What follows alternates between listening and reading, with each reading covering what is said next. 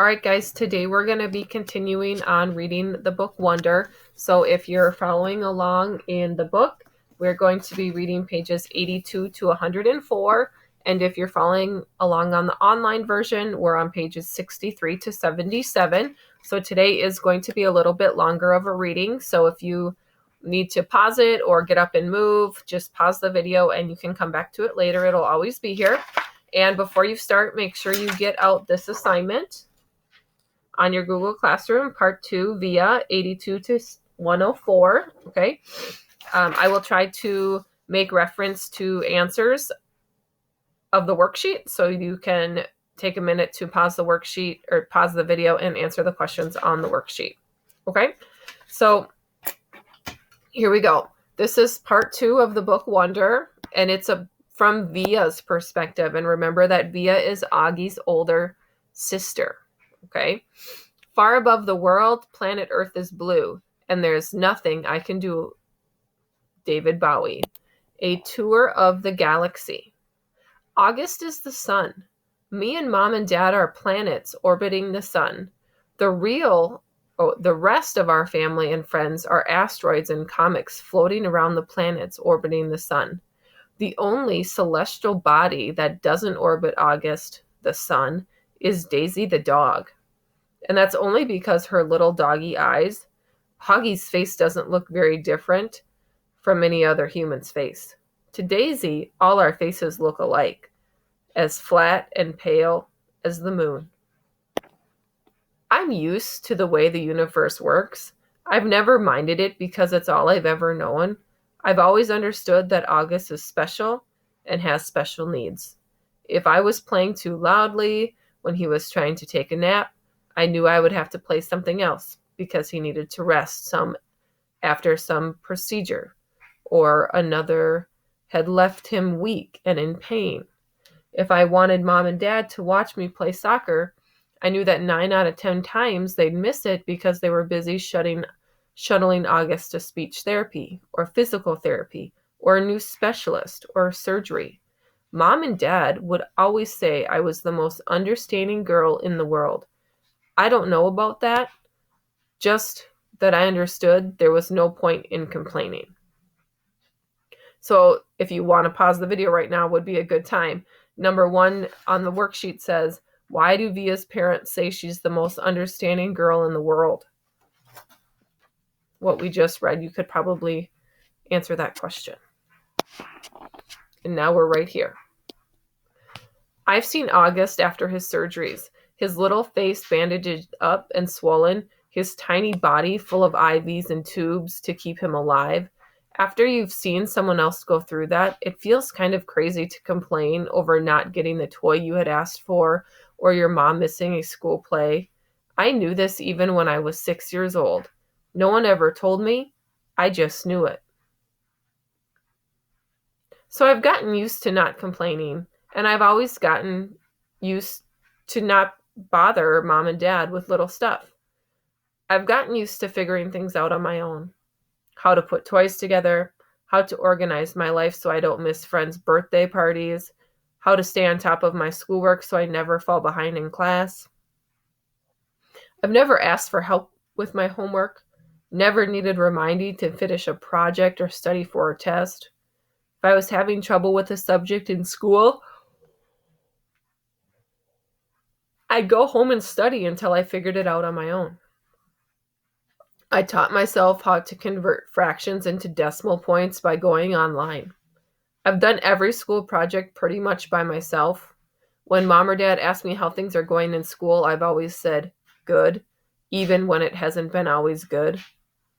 My worst day, worst fall, worst headache, worst bruise, worst cramp, worst mean thing anyone could say has always been nothing compared to what August has gone through. This isn't me being noble, by the way. It's just the way I know it is. And this is the way it's always been for me, for the little universe of us. But this year, there seems to be a shift in the cosmos. The galaxy is changing. Planets are falling out of alignment. Before August. I honestly don't remember if life before August came into it.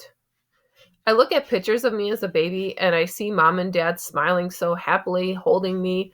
I can't believe how much younger they looked back then.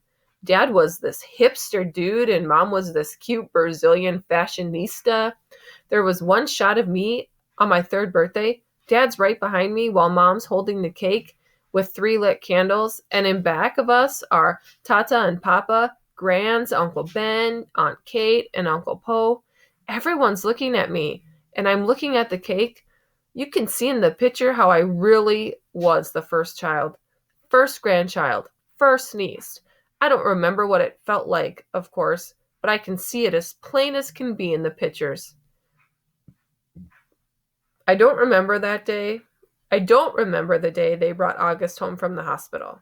I don't remember what I said or did or felt when I saw him for the first time, though everyone has a story about it. Apparently, I just looked at him for a long time without saying anything at all, and then I finally said, "It doesn't look like Lily." That was the name of the doll Grands had given me when Mom was pregnant so I could practice being a big sister. It was one of those dolls that are incredibly lifelike, and I had carried it everywhere for months, changing its diaper, feeding it. I'm told I even made a baby sling for it. The story goes that after my initial reaction to August, it took only a few minutes, according to Grands, or even a few days, according to Mom, before I was all over him, kissing him, cuddling him, baby talking to him. After that, I never so much as touched or mentioned Lily ever again. You should be able to answer number 2 now. What was Via's first impression of Augie? Seeing August. I never used to see August the way other people saw him. I knew he didn't look exactly normal, but I really didn't understand why strangers seemed so shocked when they saw him. Horrified, sickened, scared. There are so many words I can use to describe the looks on people's faces, and for a long time, I didn't get it. I'd just get mad. Mad when they stared. Mad when they looked away. What the heck are you looking at? I'd say to people, even grown-ups. Then, when I was about 11, I went to stay with Grands in Montauk for 4 weeks while August was having his big jaw surgery. This was the longest I'd ever been away from home, and I have to say it was so amazing to suddenly be free of all that stuff that made me so mad. No one stared at Grands and me when we went to town to buy groceries. No one pointed at us. No one even noticed us. Grands was one of those grandmothers who did everything with their grandkids. She'd run into the ocean if I asked her to, even if she had nice clothes on. She would let me play with her makeup and didn't mind if I used it on her face to practice my face painting skills. She'd take me for ice cream even if we hadn't eaten dinner yet. She'd draw chalk horses on the sidewalk in front of her house. One night, while we were walking back from town, I told her that I wished I could live with her forever. I was so happy there. I think it might have been the best time of my life. Coming home after 4 weeks felt strange at first. I remember very vividly stepping through the door and seeing August running over to welcome me home. And for this tiny fraction of a moment, I saw him not the way I've always seen him, but the way other people see him. It was only a flash, an instant while he was hugging me, so happy that I was home. But it surprised me because I'd never seen him like that before. And I'd never felt what I was feeling before either. A feeling I hated myself for having for the moment I had it. But as he was kissing me with all his heart, all I could see was the drool coming down his chin. And suddenly, there I was, like all those people who would stare or look away, horrified, sickened, scared. Thankfully, that only lasted for a second. The moment I heard August laugh, his raspy little laugh, it was over. Everything was back to the way it had been before, but it had opened a door for me. a little peephole. And on the other side of the peephole, there were two Augusts. The one I saw blindly, and the other one people saw. I think the only person in the world I could have told this to was Grans, but I didn't. It was too hard to explain over the phone. I thought maybe when she came for Thanksgiving, I'd tell her what I felt. But just 2 months after I stayed with her in Montauk, my beautiful Grans died. It was so completely out of the blue. Apparently, she had checked herself into the hospital because she'd been feeling nauseous. Mom and I drove out to see her, but it's a 3-hour drive from where we live. And by the time we got to the hospital, Grans was gone. A heart attack, they told us. Just like that. It's so strange how one day you can be on this earth and the next day not. Where did she go? Will I ever see her again? Or is that a fairy tale? You see movies and TV shows where people receive horrible news in hospitals, but for us, with all our many trips to the hospital with August, there had always been good outcomes. What I remember the most from the day Grans died is Mom literally crumpling to the floor in slow, heavy sobs, holding her stomach like someone had just punched her. I've never, ever seen Mom like that. Never heard sounds like that come out of her. Even through all of Augustus' surgeries, Mom always put on a brave face. On my last day in Montauk, Grans and I had watched the sunset on the beach.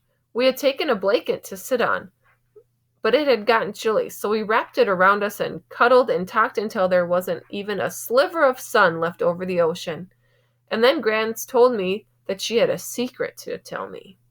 She loved me more than anyone else in the world.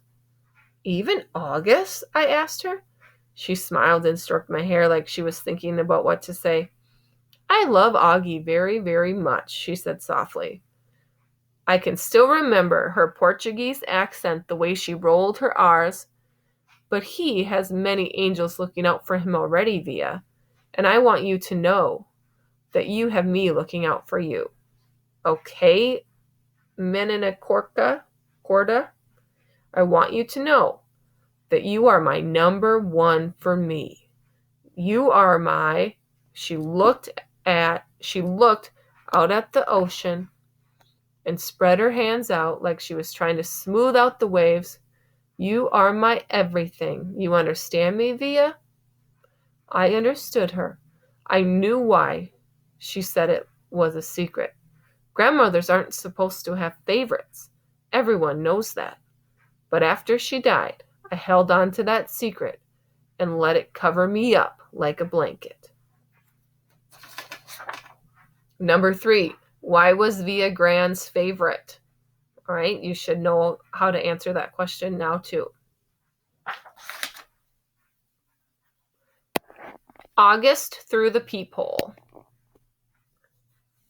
His eyes are about an inch below where they should be on his face, almost halfway down his cheeks. They slant downward at an extreme angle, almost like a diagonal slit that someone cut into his face. And the left one is noticeably lower than the right one. They bulge outward because his eye cavities are too shallow to accommodate them. The top eyelids are always halfway closed, like he's on the verge of sleeping. The lower eyelids swag so much they almost look like a piece of invisible string is pulling them downward. You can see the red part on the inside, like they're almost inside out. He doesn't have any eyebrows or eyelashes. His nose is disproportionately big for his face and kind of fleshy.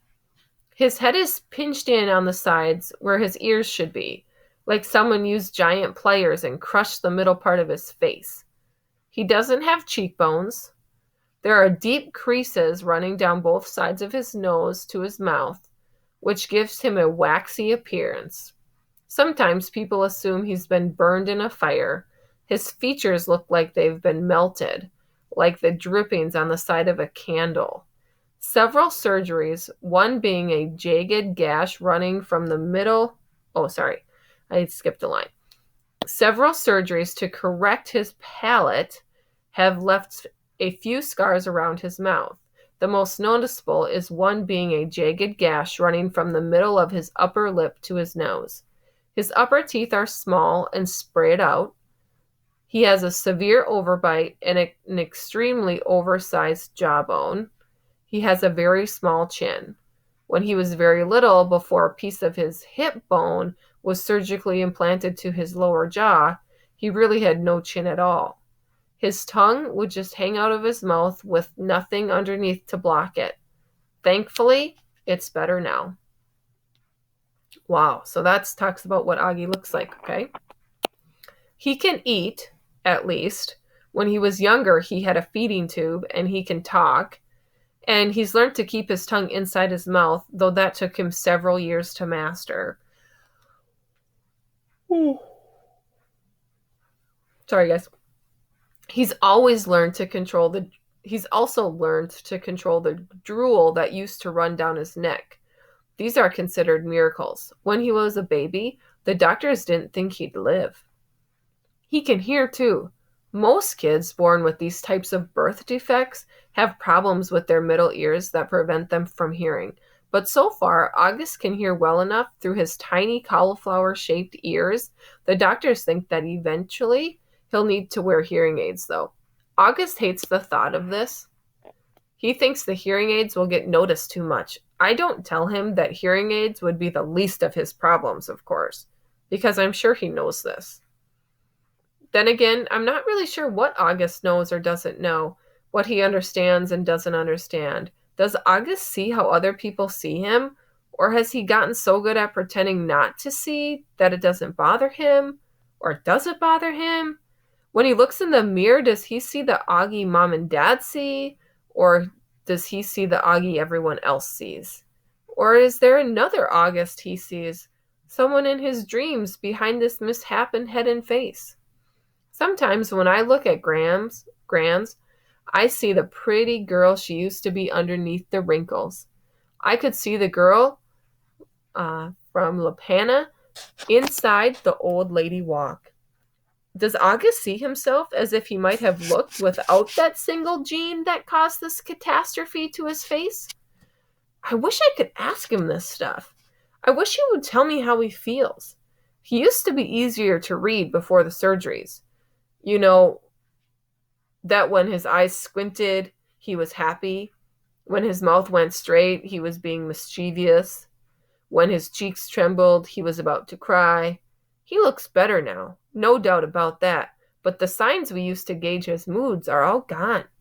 There are new ones, of course. Mom and Dad can read every single one, but I'm having trouble keeping up. And there's a part of me that doesn't want to keep trying. Why can't he just say what he's feeling like everyone else? He doesn't have to have a trach tube in his mouth anymore that keeps him from talking. His jaw's not wired shut. He's 10 years old. He can use his words. But we circle around him like he's still the baby he used to be. We change plans, go to plan B, interrupt conversations, go back on promises depending on his moods. He whines, his needs. That was fine when he was little, but he needs to grow up now. We need to let him, help him, make him grow up. Here's what I think. We've all spent so much time trying to make August think he's normal that he actually thinks he's normal. And the problem is, he's not. That is the answer to number 4. Make an inference as to why Via wants to treat Augie like he is not normal. So name a reason that we just talked about why Via wants to treat Augie like he's not normal. Okay? High school. What I always loved most about middle school was that it was separate and different from home. I could go there and be Olivia Pullman, not Via, which is my name at home. Via was what they called me in elementary school too. Back then, everyone knew all about us, of course. Mom used to pick me up after school, and August was always in the stroller. There weren't a lot of people who were equipped to babysit for Augie, so Mom and Dad brought him to all my class plays and concerts and recitals, all of the school functions, the bake sales, and the book fairs. Many friends, my friends knew him, my friends' parents knew him, my teachers knew him, the janitor knew him. "Hey, how you doing, Augie?" he'd always say and give August a high five. August was something of a fixture at PS 22. But in middle school, a lot of people didn't know about August. My old friends did, of course, but my new friends didn't. Or if they did, it wasn't necessarily the first thing they knew about me. Maybe it was the second or third they'd hear about me. "Olivia. Yeah, she's nice. Did you hear she has a brother who's deformed?" I always hated that word, but I knew it was how people described Augie. And I knew those kinds of conversations probably happened all the time out of earshot every time I left the room at a party or bumped into groups of friends at the pizza place. And that's okay. I'm always going to be the sister of a kid with a birth defect. That's not the issue. I just don't always want to be defined that way. The best thing about high school is that hardly anyone knows me at all. Number 5. What is the best thing about high school for Via? I'm going to read that again. The best thing about high school is that hardly anybody knows me at all. Except Miranda and Ella, of course, and they know not to go around talking about it. Miranda, Ella, and I have known each other since the first grade. What's so nice is we never have to explain things to one another. When I decided I wanted them to call me Olivia instead of Via, they got it without having to explain. They've known August since he was a baby. When we were little, our favorite things to do was play dress up with Augie, load him up with feather boas and big hats and Hannah Montana wigs. He used to love it, of course, and we thought he was adorably cute in his own way. Ella said he reminded her of E.T. She didn't say this to be mean, of course, though maybe it was a little bit mean. The truth is, there's a scene in the movie where Drew Barrymore dresses E.T. in a blonde wig, and that was a ringer for Augie in our Miley Cyrus heyday. Throughout middle school, Miranda, Ella, and I were pretty much our own little group, somewhere between super popular and well-liked. Not brainy, not jocks, not rich, not druggies, not mean, not goody-goody, not huge, not fat, not flat. I didn't know if the three of us found each other because we were so alike in so many ways, or that because we found each other, we've become so alike in so many ways. We were so happy when we all got into flunker high school. It was such a long shot that all three of us would be accepted, especially when almost no one else from our middle school was. I remember how we screamed into our phones one day we got our acceptance letters. This is why I haven't understood what's been going on with us lately. Now that we're actually in high school, it's nothing like I thought it would be. Major Tom. Out of the three of us, Miranda had almost always been the sweetest to Augie, hugging him and playing with him long after Ella and I had moved on to playing something else. Even as we got older, Miranda always made sure to try to include August in our conversations, ask him how he was doing, talk to him about Avatar or Star Wars or Bone or something she knew he liked. It was Miranda who had given Augie the astronaut helmet he wore practically every day for a year when he was 5 or 6. She would call him Major Tom, and they would sing Space Odyssey by David Bowie together. It was their little thing. They knew all the words and would blast it on the iPod and sing the song out loud. Since Miranda's always been really good about calling us as soon as she got home from summer camp, I was a little surprised when I didn't hear from her. I even texted her and she didn't reply. I figured maybe she had ended up staying in the camp longer now that she was a counselor. Maybe she met a cute guy. Then I realized from Facebook wall that she'd actually been back home for 2 full weeks. So I sent her an IM and we chatted online a bit, but she didn't give me a reason for not calling. which I thought was bizarre. Miranda had always been a little flaky, so I figured that's all it was. We made plans to meet downtown, but then I had to cancel because we were driving out to visit Tata and Papa for the weekend. So I ended up not seeing either Miranda or Ella until the first day of school. And I have to admit, I was shocked. Miranda looked so different. Her hair was cut in the super cute bob that she dyed bright pink. All of the things, and she was wearing a striped tube top that A, seemed way inappropriate for school, and B, was totally not her usual style. Miranda had always been such a prude about clothes, and here she was, all pink-haired and tube-topped. But it wasn't just the way she looked that was different. She was acting differently, too. I can't say she wasn't nice, because she was, but she seemed kind of distant, like I was a casual friend. It was the weirdest thing in the world. At lunch, the three of us sat together like we always do, but the dynamics had shifted. It was obvious to me that Ella and Miranda had gotten together a few times during the summer without me, though they never actually said that. I pretended not to be all upset while we talked, though I could feel my face getting hot, my smile being fake. Although Ella wasn't as over the top as Miranda, I noticed a change in her style too. It's like they had talked to each other beforehand about redoing their image at the new school, but hadn't bothered to clue me in. I admit, I had always thought I was above this kind of typical teenage pettiness, but I felt the lump in my throat throughout lunch. My voice quivered as I said, "See you later," when the bell rang. After school, I hear we're driving you home today. It was Miranda in 8th period. She had just sat down at the desk right behind me. I had forgotten that Mom had called Miranda's mother the night before to ask if she'd drive me home from school. "You don't have to," I answered instinctively, casually. "My mom can pick me up."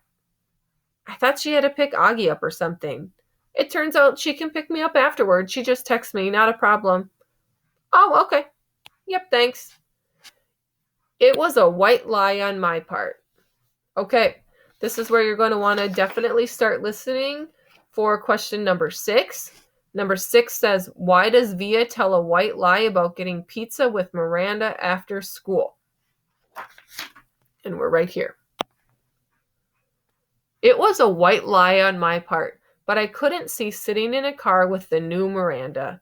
After school, I ducked into a restroom to avoid bumping into Miranda's mother outside. Half an hour later, I walked out of school, ran the 3 blocks to the bus stop, hopped on the M86 to Central Park West, and took the subway home. "Hey there, sweetie," Mom said the moment I stepped through the front door. "How was your first day? I was starting to wonder where you guys were." "We stopped for pizza." Incredible how easily a lie can slip through your lips. "Is Miranda not with you?" She seemed surprised that Miranda wasn't right behind me. She went straight home. We have a lot of homework." "On your first day?" "Yes, our first day," I yelled, which completely surprised Mom. But before she could say anything, I said, "School was fine. It's really big, though. The kids seem nice."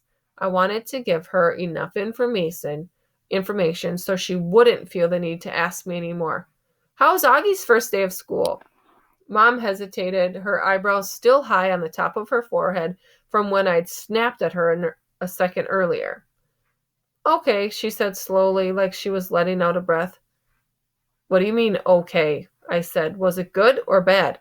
He said it was good. "So why don't you think it was good?" "I didn't say it wasn't good. Geez, Via, what's up with you?" "Just forget I asked anything at all," I answered and stormed dramatically into Augie's room and slammed the door. He was on his PlayStation and didn't even look up.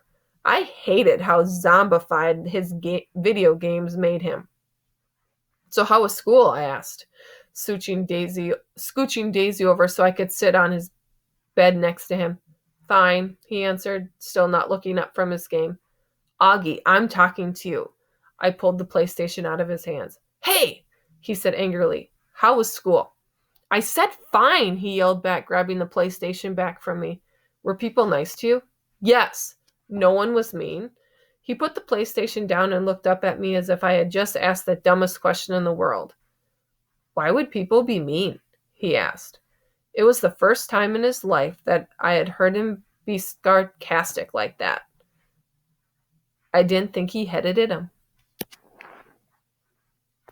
The Podon bites the dust.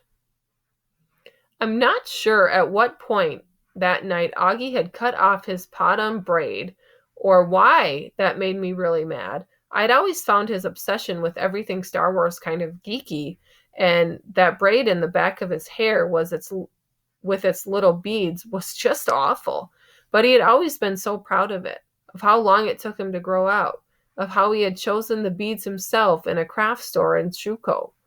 He and Christopher, his best friend, used to play with lightsabers and Star Wars stuff whenever they got together, and they had both started growing their braids at the same time. When Augie cut his braid off that night, without an explanation, without telling me beforehand, which was surprising, or even calling Christopher, I was just so upset I can't even explain why. I've seen August brushing his hair in the bathroom mirror. He meticulously tried to get every piece of hair in place. He tilts his head to look at himself from different angles, like there's some magic perspective inside the mirror that could change the dimensions of his face. Mom knocked on the door after dinner. She looked drained, and I realized that between me and Augie, today had been a rough day for her too. "So, you want to tell me what's up?" she asked nicely, softly. "Not now, okay?" I answered. I was reading. I was tired. Maybe I'd be up to be telling her about Miranda, but not now. "I'll check in before you go to bed," she said, and then she came over and kissed me on the top of the head. "Can Daisy sleep with me tonight?" "Sure, I'll bring her in later." "Don't forget to come back," I said as she left. "I promise." But she didn't come back that night. Dad did. He told me Augie had had a bad first day and Mom was helping him through it. He asked me how my day had gone, and I told him fine. He said he didn't believe me for a second, and I told him Miranda and Ella were acting like jerks. I didn't mention how I took the subway home by myself, though. He said nothing tests friendship like high school, and then proceeded to poke fun at the fact that I was reading War and Peace. Not real fun, of course, since I'd heard him brag to people that we had a 15-year-old who was reading Tolstoy. But he liked to rib me about where I was in the book, in a war part or in a peace part, and if there was anything in there about Napoleon's days at the hip-hop dancer. And it was silly stuff, but Dad always managed to make everyone laugh, and sometimes that's all you need to feel better.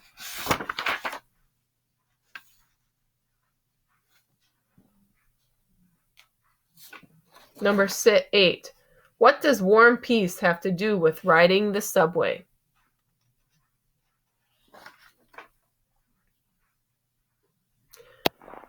"Don't be too mad at Mom," he said as he bent down to give me a good night kiss.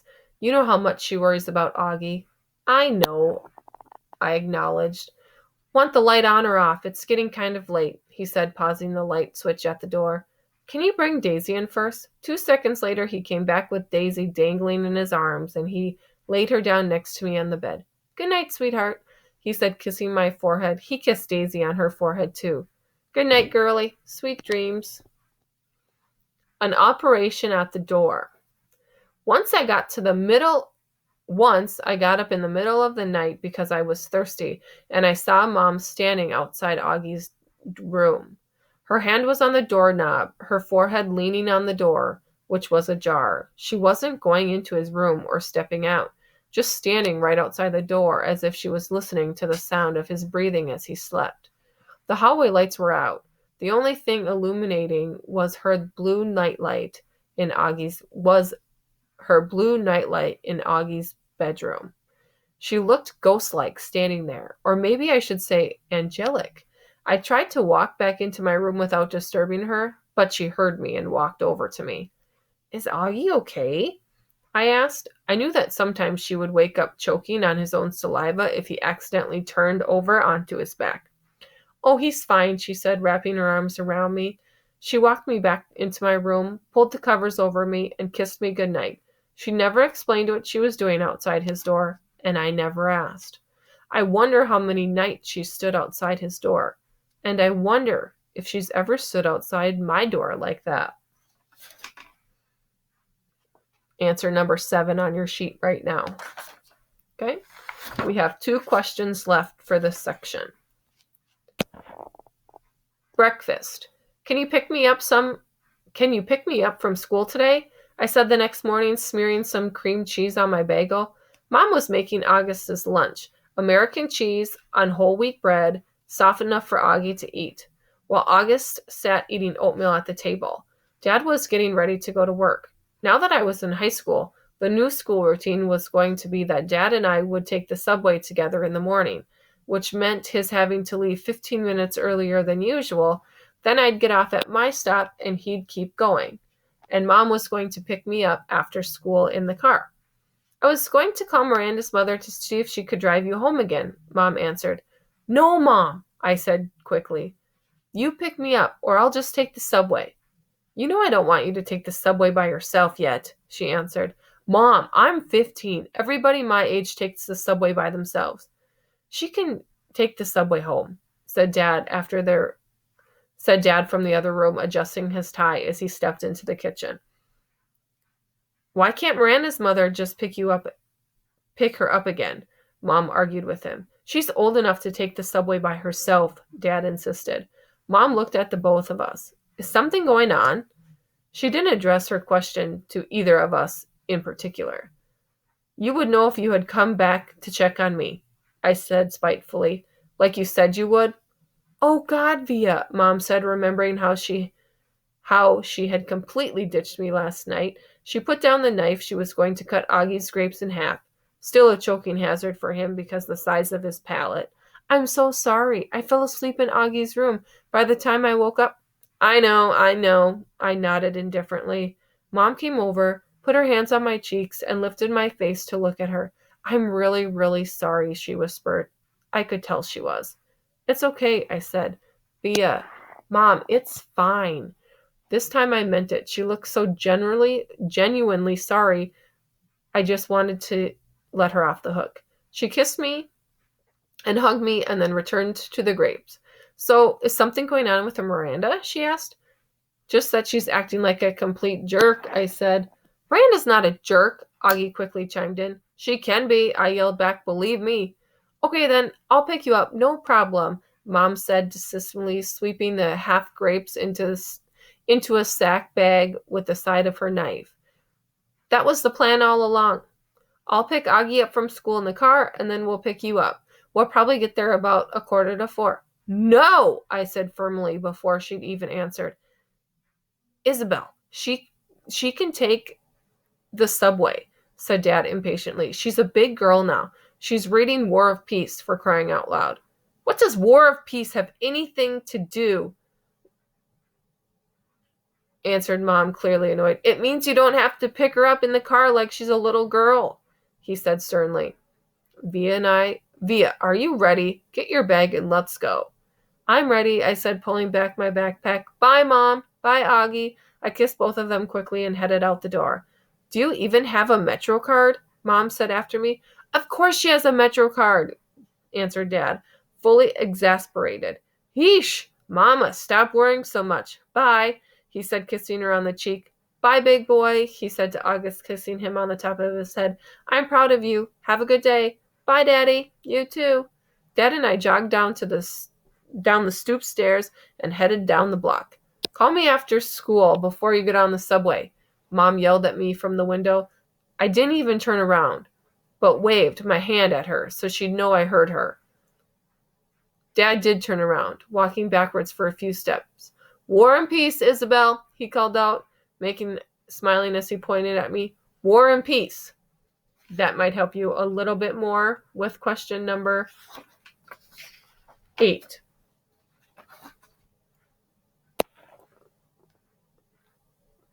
This is the last page for today's reading. I know this one is getting long, and I'm sorry. Genetics 101. Both sides of Dad's family were Jews from Russia and Poland. Papa's grandparents fled the pogroms and ended up in NYC at the turn of the century. Tata's parents fled the Nazis and ended up in Argentina in the 40s. Papa and Tata met at a dance on the Lower East Side when she was in town visiting a cousin. They got married, moved to Bayside, and had Dad and Uncle Ben. Mom's side of the family is from Brazil, except for her mother, my beautiful grands, and her dad Augusto, who died before I was born. The rest of Mom's family, all of her glamorous aunts, uncles, and cousins, still live in Alto, Lebanon, a ritzy suburb of Rio. Grands and Augusto moved to Boston in the early 60s and had Mom and Aunt Kate, who's married to Uncle Porter. Mom and Dad met at Brown University and have been together ever since. Isabel and Nate, like two peas in a pod. They moved to New York right after college and had me a few years later, then moved to a brick townhouse in New River Heights, the hippie stroller capital of the Upper Manhattan, when I was about a year old. Not one person in the exotic mix of my family gene pool has ever shown any obvious signs of having what August has. I've pored over grainy septa pictures of long dead relatives in babushkas, black and white snapshots of distant cousins in crisp white linen suits, soldiers in uniform, ladies with beehive hairdos, Polaroids of bell-bottomed teenagers and long-haired hippies, and not once have I been able to detect even the slightest trace of August's face in their faces. Not a one. But after August was born, my parents underwent genetic counseling. They were told that August had what seemed to be a previously unknown type of mandible flexural